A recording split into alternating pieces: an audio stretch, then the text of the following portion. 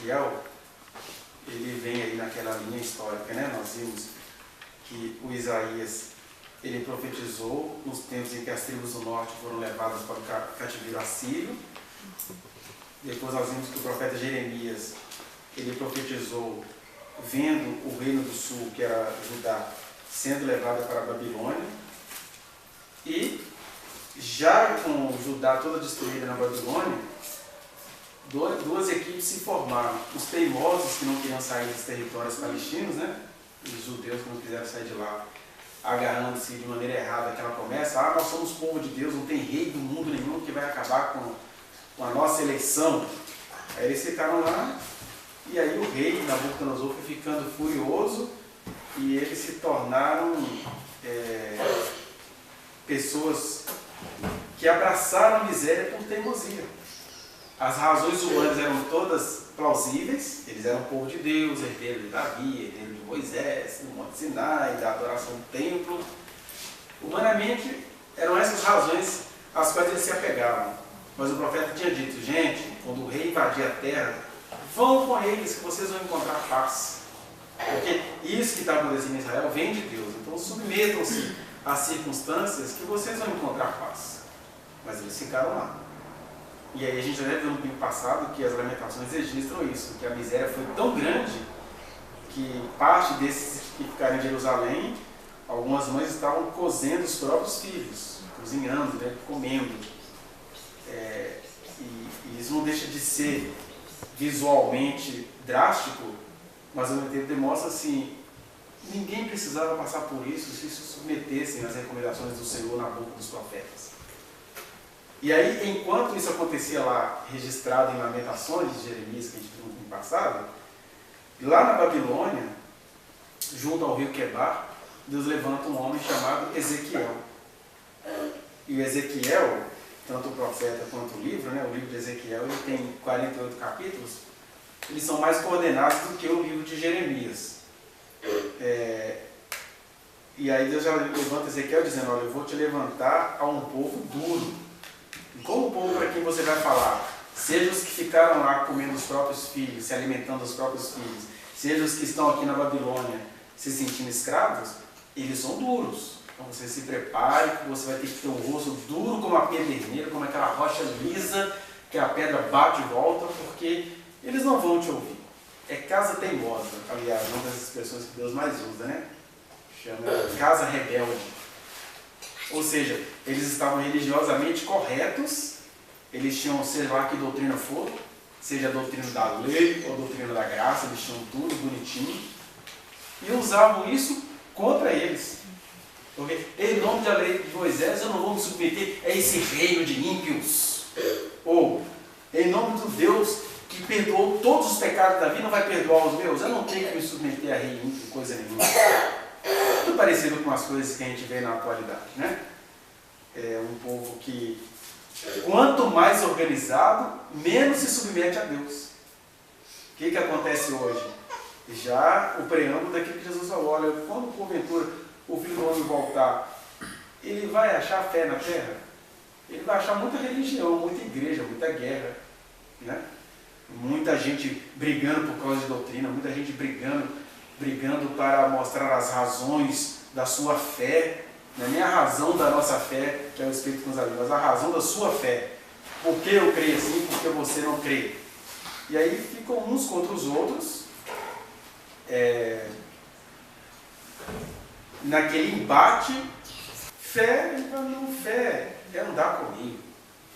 Nem sempre estar nos ambientes de fé significa ter conhecimento do Eterno. Basta você ver Isaías, Jeremias e Ezequiel, que estavam profetizando para um povo que tinha todos os elementos até dados por Deus de fé. Mas eles não conseguiam se relacionar com Deus, que é o perigo que todos nós aqui constantemente caímos, né? Então, o Ezequiel vai e fala a esse povo de dura serviço, apesar de estarem sofrendo tanto. E ele chega no momento do livro dele, né, que esse livro tem partes assim tão estranhas, que o capítulo 1, por exemplo, ele era proibido de ser lido na sinagoga judaica. judaicas. O que é o capítulo 1 de Ezequiel? É um monte de visões que ele tem que não são racionalmente explicadas. Ele viu um homem sentado no cavalo, não sei o quê, deu um monte de visões loucas que são muito repetidas no Apocalipse, no livro do Apocalipse. Ele diz assim, já que a gente não pode entender, aí tornou-se proibida em Israel a leitura pública ou o ensino do capítulo 1 de Ezequiel nas sinagogas. E ao mesmo tempo, você vê que os livros dos profetas denunciam também essa ambiguidade humana, que o Ezequiel, a revelia dele, ele acabou dando origem a duas vertentes em Israel. A revelia dele. A primeira vertente foi o nascimento da Cabala. A Cabala, grosso modo, é um grupo de estudiosos que misturam letra da Bíblia com o misticismo. Então eles ficam tentando, vão lendo de trás para frente, de baixo para cima, e vão encontrando mistérios da Escritura em si. Aí, a partir daquelas visões inexplicáveis de Ezequiel, que são tão inexplicáveis que alguns de fora classificam Ezequiel como esquizofrênico, porque não tem muita lógica no que ele está falando, e ele vai entregando coisas sem dar muitas explicações, aí eles criaram a Cabala. Isso assim, depois que o profeta é morto.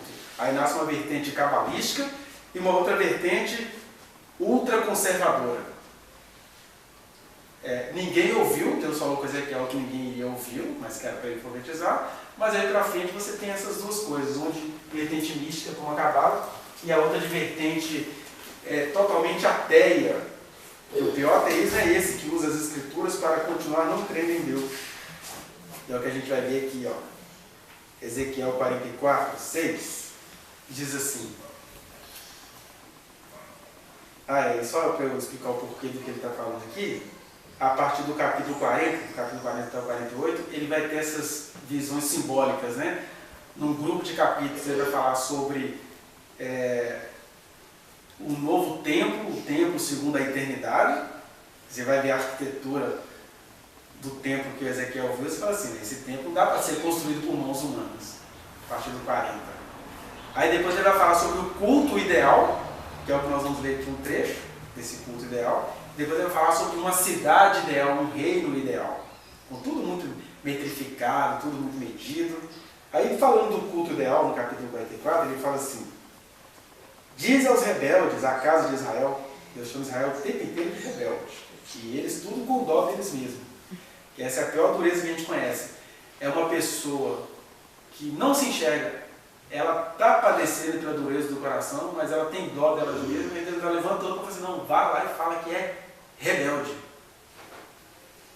Bom, pela mera leitura desse texto, a gente já consegue entender o porquê da outra vertente de judeus conservadores que estavam bem alta nos dias de Jesus. Né? Você imagina um povo que se tornou traumatizado porque eles foram teimosos contra as recomendações do profeta, ficaram 70 anos sendo escravos na Babilônia, e aí voltaram e começaram a fazer a lei. Quando eles fizeram as releituras desses profetas, falaram assim, gente, é isso que Deus quer da gente? Aí eles criaram aquela santificação de regras. E aqui as regras estão muito bem dadas. Fala qual é o tipo da roupa que ia usar, roupa que não era para provocar suor quando estivesse usando, se era linda, que tipo de pessoa não podia tocar depois de morta. Tem um monte de regrinha aqui.